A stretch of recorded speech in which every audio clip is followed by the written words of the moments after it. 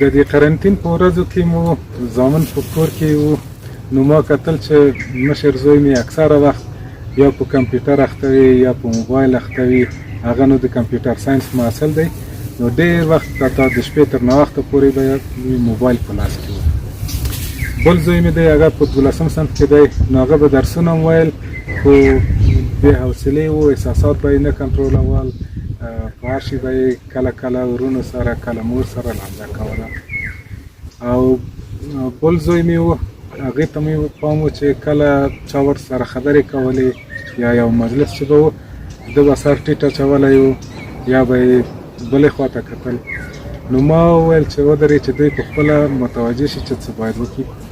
مشر زوی ته مې ویل چې څنګه به وي چې د سکرین ټایم په باره کې یو ریسرچ وکړي، یو څېړنه وکړي چې سړی باید څومره وخت سکرین ته وګوري، د تلویزیون، کمپیوټر او موبایل ته.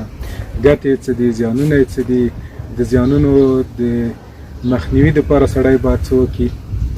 او هغه دویم زوی ته مې ویل چې ته به د خپلو احساساتو د پېژندلو او کنټرولولو په باره کې یوه څېړنه وکړي.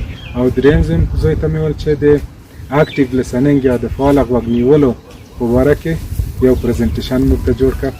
درې واړو وویل چې صحیح ده، یوه هفته وخت یې وغوښته. نو کشرای زوی مې چې په 6م صنف کې دی، ده چې دوی ته وکتل، وایي چې زه به م یوه موضوع واخلم. ما یې صحیح ده، موضوع دې خوښه کړه، ده موضوع واخیسته.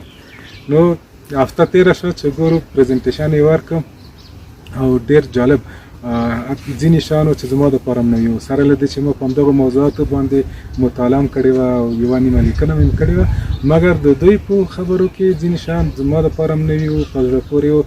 او تر دې وروسته چې دوی دغه پریزنټیشنونه ورکړل، د دوی په چلند کې تغییر راغی.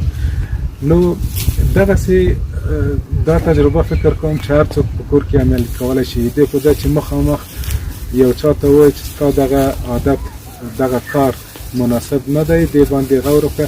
که دغسې په همغه باره کې ده ته په خپله وظیفه ورکړل شي چې فکر وکړي یا څېړنه وکړي، تحقیق وکړي او نتیجه یې په خپله وباسي، هغه به فکر کوم چې ډېر اثر وکړي.